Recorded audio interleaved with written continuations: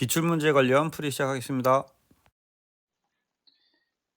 예, 지금부터 손끝에서 시작하는 정보통신기술사 저와 함께 시작해 보시고요.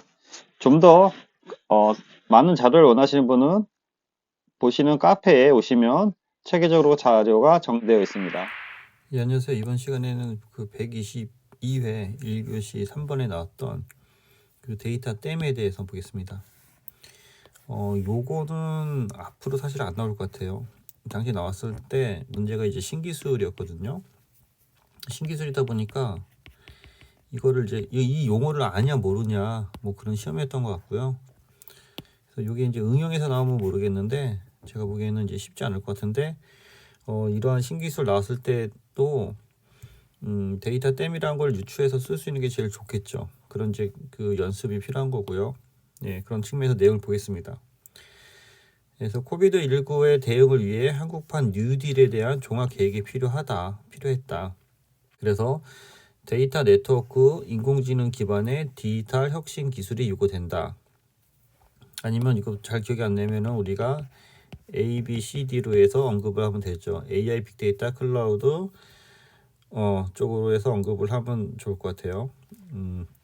그래서 데이터 댐에 대한 개념은 보시는 것처럼 한국판 누질로 데이터를 모아서 결합 가능한 유무형의 어떤 공간이다. 그래서 이제 이거를 이제 개념들을 그려야 되는데 댐이니까 어디 이렇게 가둬져 있어야 되잖아요. 그래서 어디 댐 같은데 이렇게 갇혀져 있는 그림을 그려주는 게 제일 좋을 것 같아요. 그래서 5G 데이터다 또는 IoT 데이터다 또는 뭐 센서 데이터다 또는 뭐 로봇이다 뭐 여러분이 생각나는 거 쭉쭉 적어주면 돼요.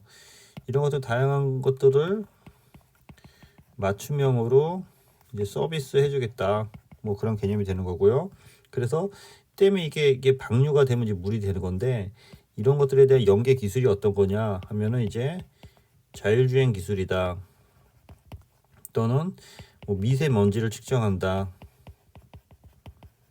이거는 IoT 센서랑 관련이 되겠죠.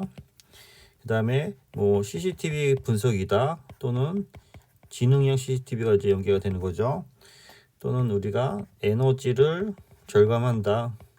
에너지 하베스팅이라든지 쪽으로 연관해서 신기술 위주로 적어주시고 관련된 거를 이렇게 박스 쳐주시면은 좀 더 보기가 좋겠죠. 아무래도 네, 좀 높여야겠네요. 예, 이렇게 박스 쳐주시면 좋을 것 같습니다. 그래서 데이터 댐의 주요 필요 조건은 안전이나 취약, 시설물 관리 등의 공공기관의 그 데이터에 대한 어떤 그 개방이 필요한 거고요. 그래서 데이터에 대한 수집, 거래를 위한 규제나 완화가 필요하다. 그래서 5G 이동통신망과 인공지능망의 어떤 융합이 필요하다. 그래서 데이터 댐에 대한 주요 활용 방안은 신종 감염병 예측을 하거나 예방을 하는 거고 의료나 영상을 판독하고 뭐 진료나 국민 안전성을 확보하는 거 또는 불법 복제 판독 서비스의 전 분야에 응용되는 거 이런 것들을 적어줄 수 있는데요. 요렇게만 적어주는 방법이 있고 제가 이제 예전 타이핑하고 다시 보니까 우리는 정보통신 기술사 시험을 보는 거잖아요. 그러다 보니까 여기에 이제 그 어떤 데이터 댐에 대한 필요 기술 같은 거를 적용해 주는 것도 괜찮을 것 같아요. 그래서 어떤 게 있냐면은 이제 뭐 주로 뭐 데이터를 저장하는 기술이 있죠. 데이터를 저장하는 기술이 있고 그래서 저장을 하면은 이제 분산 대장을 하거나 그러기 때문에 하둡 같은 거 하둡의 이제 파일 시스템 이런 걸 언급해 보면 좋을 것 같고요. 그 다음에 이제 데이터에 대한 분산 데이터에 대한 그 대용량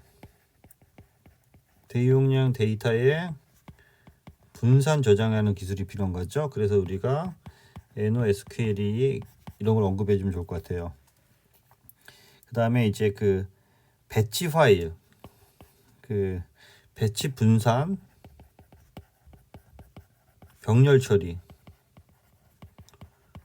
처리해서 앞서 얘기한 하둡이라든지 또는 맵 리듀스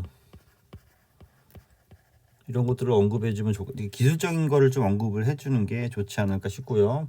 그 다음에 데이터 마이닝, 데이터를 이제 수집하고 채굴하는 그런 기술이 되겠죠. 데이터 마이닝에서 하면 우리가 또 여기서 군집화 기술이 있고요. 또 분류와 클래시피케이션 기술이 있고요. 또는 뭐 기계학습, 머신러닝, 뭐 이런 것 언급해 주면 좋을 것 같고요. 그래서 이런 그 기술적인 용어를 좀 적어주는 게 정보통신 기술사에 대한 어떤 냄새가 나지 않을까. 그래서 이제 비교를 하면은 데이터 댐에 대한 문제니까 데이터 댐을 언급해주고, 여기는 제 생각에는 뭐 일반 데이터, 데이터 댐의 의미가 되니까, 그래서 주요 활용 앞에 얘기했죠. 뭐 공공 분야 또는 민간 분야에 대해서 활용 가능하다. 근데 여기는 일반 데이터는 뭐 개인이나 어떤 그 폐쇄적인 데이터죠. 그래서 이거는 어떤 유지하기 위한 데이터죠. 그러니까 저장하기 위한 데이터고, 이거는 공공이나 민간에서 나온 것들을 활용해서 앞서 얘기한 뭐 미세먼지라든지 삶에 우리가 더 유용하게 활용하기 위한 것이죠. 그래서 이제 뭐 주요 기술이 이제 있어야 되는데, 앞에 얘기한 여기 하도비라든지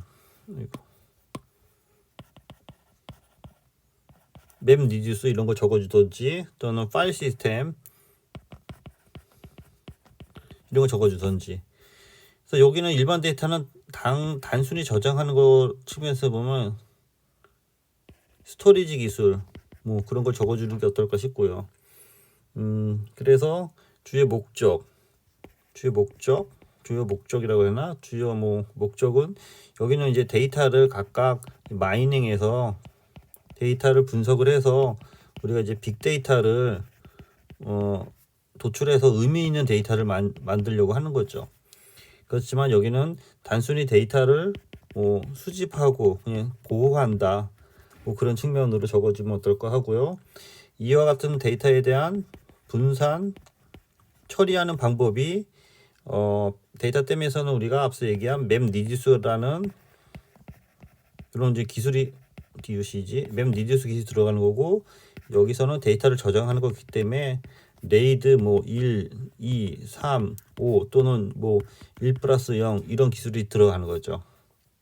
그래서 예, 이런 거 정리해 주시고, 응용 분야, 운영 분야는 우리가 앞서 얘기한 것처럼 안전이라든지 취약이라든지 시설물 관리 이런 것들 적어주면 좋을 것 같고요.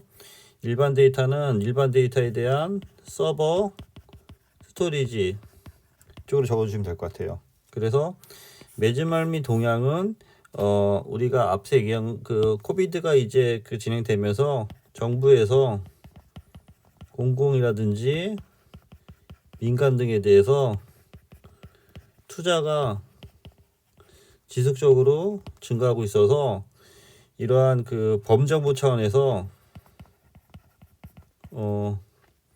IT의 활성화 또는 IT의 뉴딜이죠.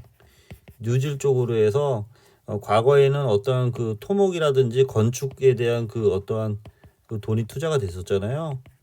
이런 것들을 이제 디지털화해서 범정부 차원으로 뭐 진행하고 있다라고 하는데, 이게 이제 그 정권이 지금 바뀌었잖아요. 바뀌다 보니까 거기에 맞는 그 신규 정책이 나올 것 같고요.